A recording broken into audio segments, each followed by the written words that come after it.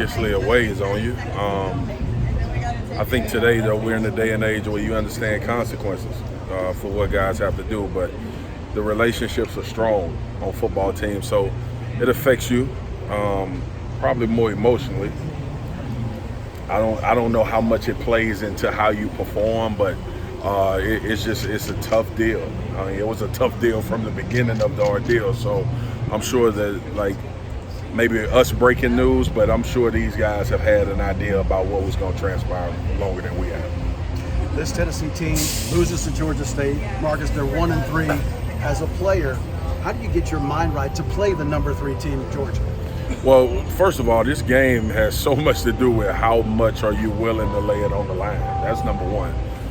Number two is we can live in a fairy tale world, and I can tell you about football and how you break things down. Right now, the talent level is just not where it needs to be to compete on this level with this particular team. With that being said, though, you have to take pride in your work. It's too many hours.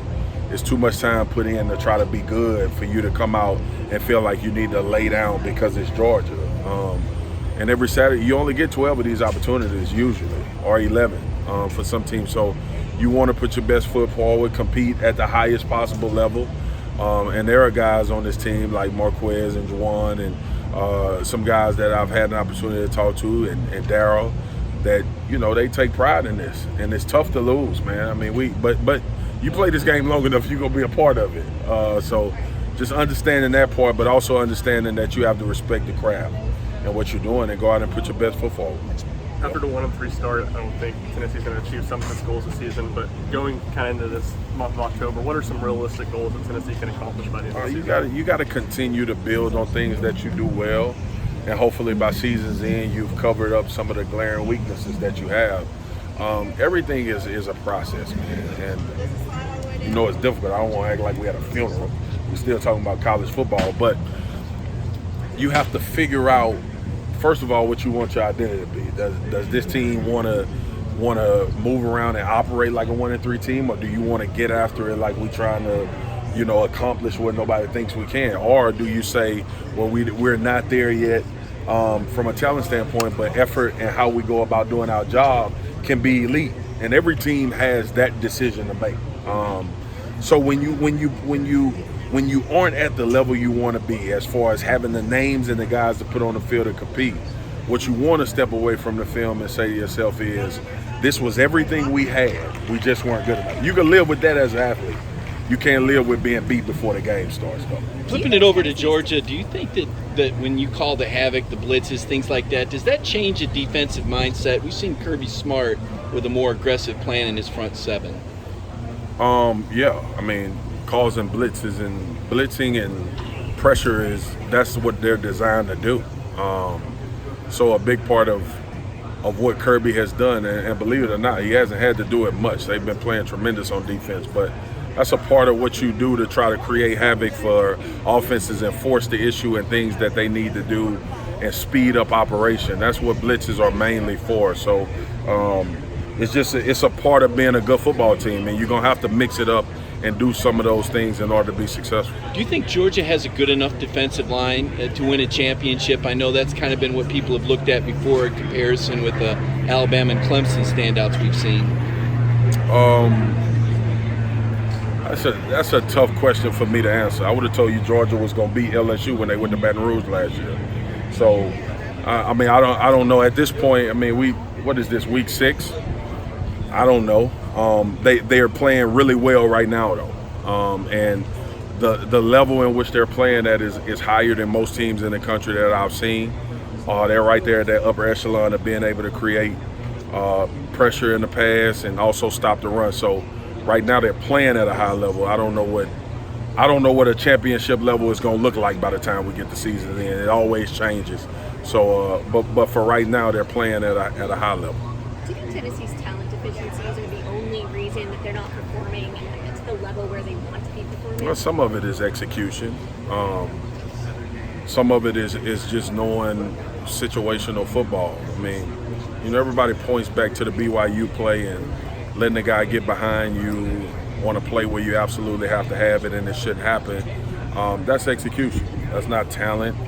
Those things you're coached up for. I mean, Jimmy Pruitt has been around a long time from a defensive standpoint, and you just don't want to allow those type of plays to happen. So that's a part of it. Being talent deficient is a real thing. That's why we pay so much to recruiting. That's why people throw parties when 5-stars sign. So that's a part of it too. But you know, when you lose and everything is magnified, there is and sometimes, look, I'm not saying losing is good, but sometimes it introduces you to who you are. You know, every season, every school in the SEC has a false pretense that they national champions. And then as the season goes along, you begin to get exposed. Some things you thought you might be good at, you weren't, and some things surprisingly that you didn't think you would do well, you do well.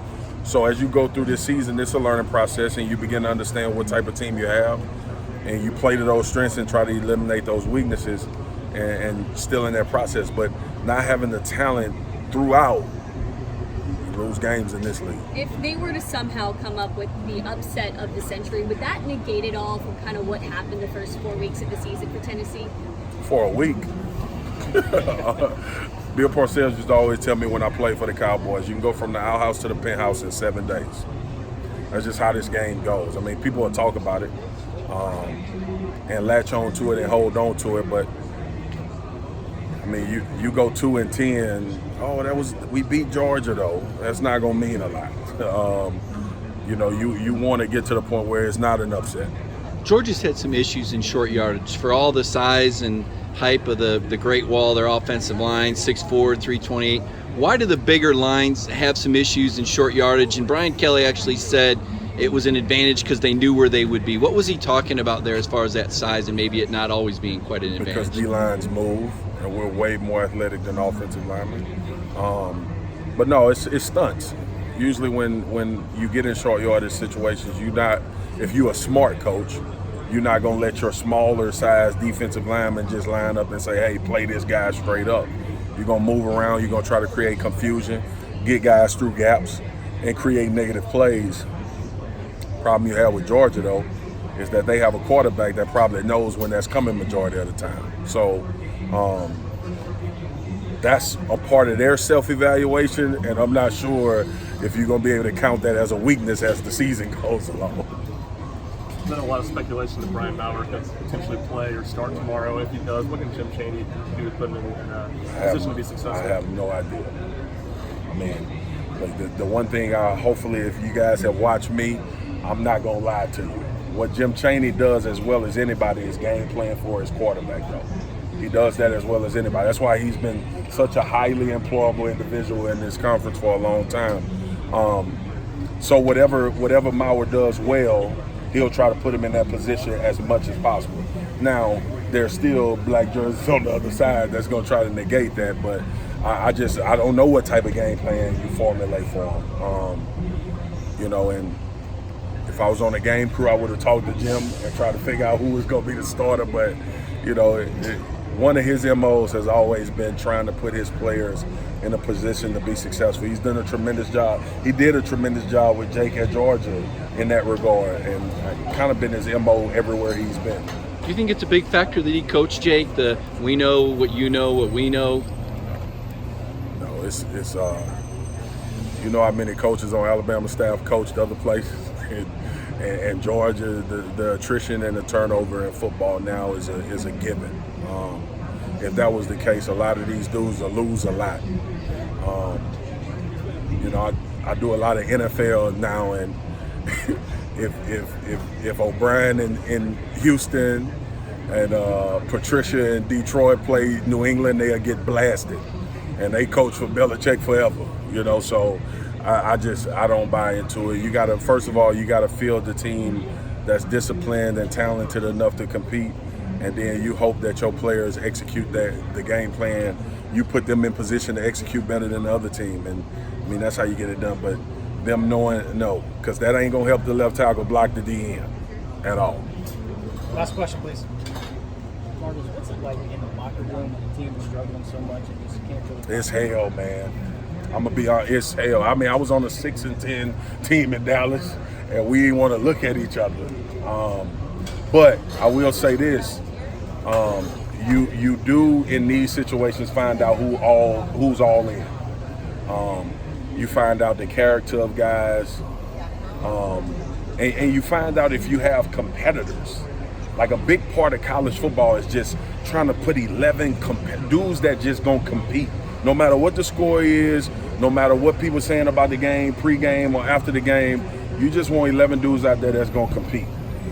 I think if you talk to any coach that has had success, the prerequisite has always been a team that's smart and a team that's gonna fight like hell to win football games.